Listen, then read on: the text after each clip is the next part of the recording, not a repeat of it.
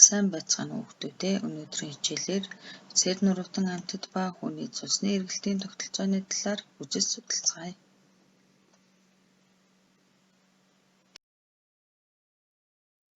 Хичээлийн зорилго. Өнөөдрийн хичээлээр сэр нуруудан амьтдын цусны эргэлт зүрхний бүтцийн тухай мэдэх.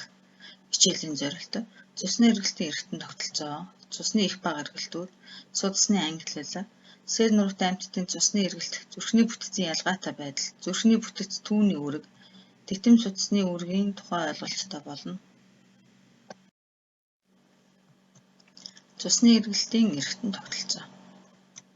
Цусны эргэлт. Сэр нуруутай амьтад болон хүнд төрөл бүрийн бодисыг зөөн дамжуулж тээвэрлэх үүргийг цус гүйцэтгэдэг. Цусны эргэлтийн тогтолцоо. Цусыг эд эргэтэн тараан хүргэх үүрэгтэй зүрх, судас зэрэг эргэтнүүдийн хам бүрдэл юм. Цусны эргэлт. Цусны эргэлтийн эргэтэн тогтолцооны үйл ажиллагааны үр дүнд цус бүх биеэр тасралтгүй эргэдэг. Ийхүү цус бүх биеэр урсах хөдөлгөөнийг цусны эргэлт гэнэ. Цусны их бага эргэлтүүд. Дараах хэсгэмдэр цусны их бага эргэлтүүдийг бүгдээрээ харцгаая. Цусны их эргэлт.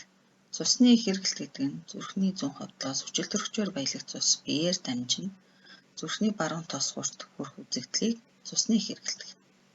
Цусны бага эргэлт гэдэг нь баруун хавдлаас гарсан нүүрс хүчлийн хийтэй цус уушигд очин хүчилтөрөгчөөр баяжин зүүн тосгоорт ирэхийг цусны бага эргэлт гэдэг байна.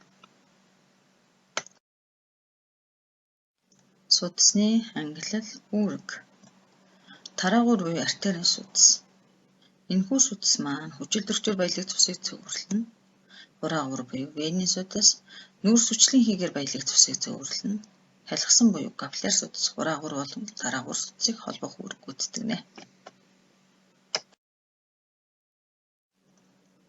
Сэр нуруудан амьтдын зүрхний бүтэц цусны эргэлт. Загас. Загасны зүрх нь тосгуур ховдол гэсэн үндсэн хоёр цэцлэгтэй. Загасны зүрхний ховдлоос цус тараагуур судасаар явж заламгаад очино. Заламгаад хийн солилцоо хийж хүчилтөрөгчөөр барьсан цус заламгаагаас гарч бүх биеийг цусаар хангаад хураагуур судасаар нүүрс хүчлийн хийтэй цус болж зүрхний тосгоорт цутгана. Ийхүү загас цусны нэг эргэлттэй. Ийм учраас загасны зүрхэнд хураагуурын цус байдаг онцлогтой. Хоёр нутагтан. Мэлхийн зүрхний ховдол хоёр тосгууртай. Хоёр нутагтай амьтны зүрхний ховдолд баруун ба зүүн тосгуураас орж ирсэн цус холилдох учир бүх биеэр холимог цус эргэлдэнэ. Мөлхөгчд.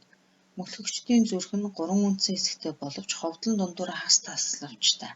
Харин материйн зүрх 4 тасалгаатай. Ийхүү мөлхөгчдийн зүрхэнд цус холилдох боловч хоёр нутагтайхныг бодвол бага холилдоно. Учир нь зүрхний ховдол агших үед нөгөө хагас таславч нь тосгуур төрж төр зүүр 4 тасалгаатай болно.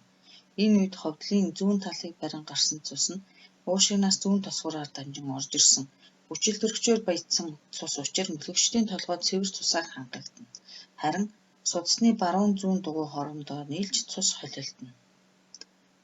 Шувуу сүүгэр вожигчд. Шувуур сүүгэр вожигчдын цусны эргэлт төгөлдөр хөгжсөн. Зүрх нь баруун зүүн тосгуур баруун зүүн ховдлоос тогтсон 4 тасалгаатай цус холилдохгүй. Одоо бүгдээрээ хүний зүрхний бүтцийг судлая. Хүний зүрхний бүтцийн үндсэн зураг. Аорт буюу гол судас, уушигны вен, зүүн тосгуур, хоёр хавцас тавхлаг, зүүн ховдол. Зүүн тосгуур зүүн ховдлыг хоёр хавцас тавхлаг тусгаарладаг. Их биеийн вен, баруун тосгуур, 3 хавцас тавхлаг, баруун ховдол. 3 хавцас тавхлаг нь баруун тосгуур, баруун ховдлыг тусгаарлана. За дараах цэнхэр өнгөний судасаар уушигны артерийг харуулжээ. Зүрхний 2 болон 3 хавцас тавхлаг тасран авахуд нэгдэх хаагдах. Энэхүү зурган дээр зүрхний 2 хавцас ба 3 хавцас тавхлаг хэрхэн нэгдэж хаагдж буйг харуулсан байна.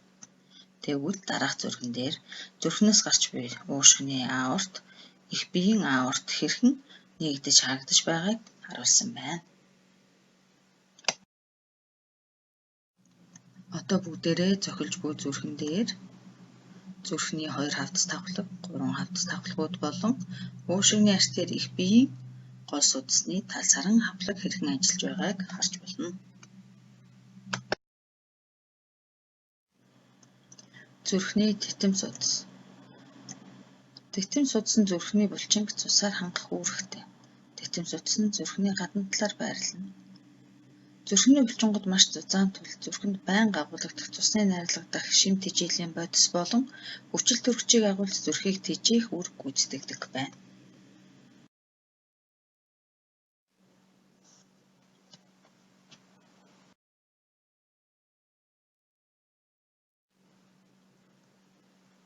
Анхаарал хандуулсанд баярлалаа хүүхдүүд ээ.